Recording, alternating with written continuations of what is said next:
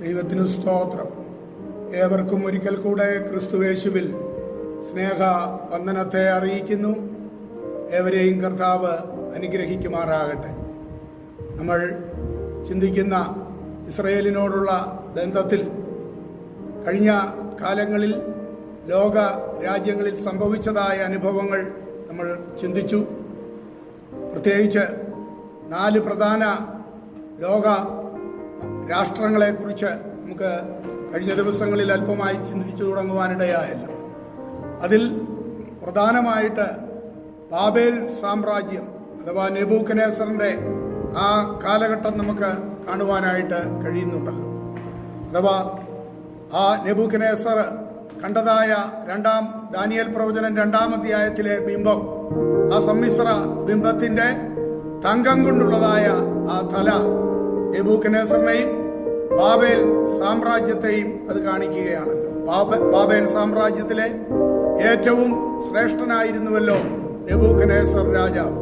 അതേപോലെ തന്നെ ബാബേൽ സാമ്രാജ്യം എന്ന് പറയുന്ന ആ സാമ്രാജ്യം ലോകരാഷ്ട്രങ്ങളിൽ ഏറ്റവും ഉന്നതിയിൽ നിന്നതായ സാമ്രാജ്യവും കൂടിയാണ്. അങ്ങനെ നെബൂഖദ്നേസർ 2-ാം അധ്യായത്തിൽ ആ സമ്മിശ്ര ബിംബം കണ്ടപ്പോൾ 7-ാം അധ്യായത്തിൽ ദാനിയേൽ കാണുന്നത് കഴുകിന്റെ ചിറകുള്ളതായ ആ സിംഹത്തെ അഥവാ മൃഗത്തെ ആണ് നമുക്ക് കാണുവാനായിട്ട് കഴിയുന്നത്. ആ സിംഹം മൃഗങ്ങളുടെ രാജാവ് കൂടിയാണല്ലോ.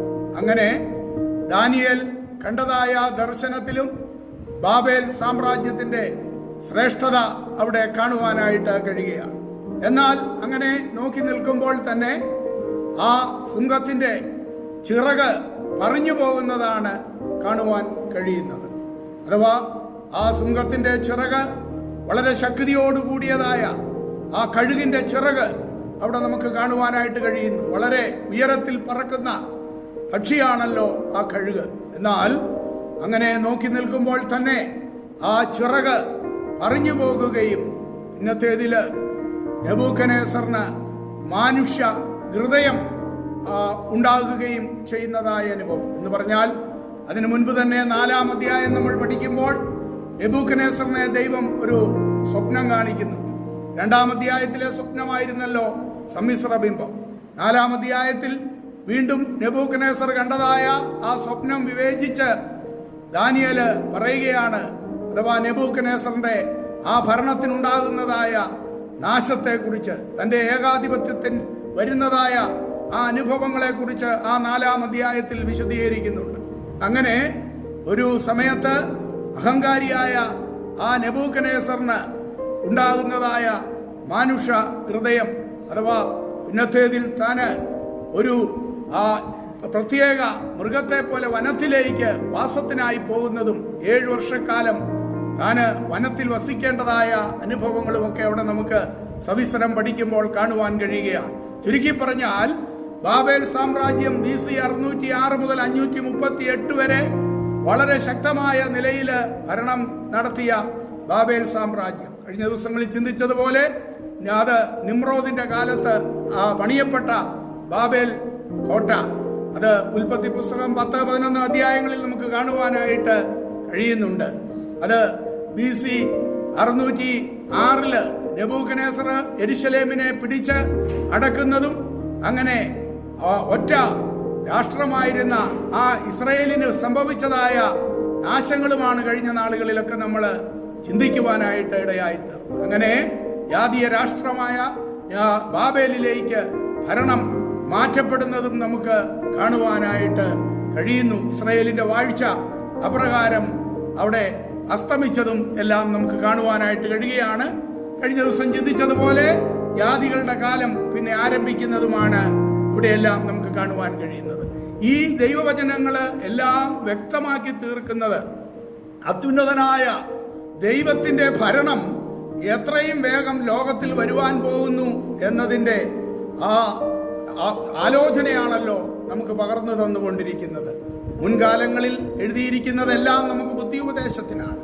ഇവിടെ പറയപ്പെട്ടതായ ഈ 4 സാമ്രാജ്യങ്ങൾ കഴിഞ്ഞ ദിവസങ്ങൾ അല്പമായി നമുക്ക് ചിന്തിച്ചു. പിന്നാലെ വിശദമായി ആ രാഷ്ട്രങ്ങളെ കുറിച്ച് നമുക്ക് പഠിക്കാം. അതെല്ലാം ഭൂപരപ്പിൽ നിന്ന് തുടച്ച് മായ്ക്കപ്പെടുവാനായിട്ട് ഇടയായി തീർന്നു.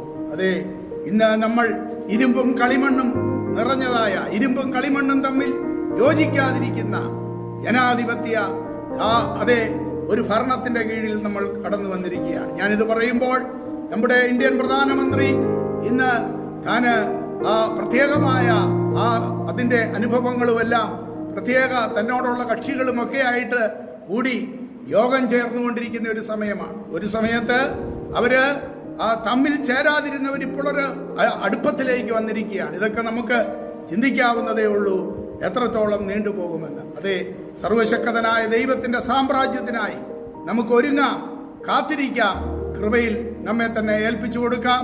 അവിടുന്ന് നമ്മെ അനുഗ്രഹിക്കുമാറാകട്ടെ. ആമേൻ.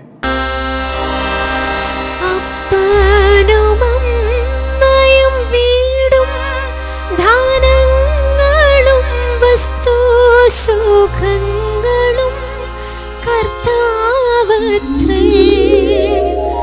പൈതൽ പ്രായം മുതൽക്കിന്നേ വരെ എന്നെ പോറ്റി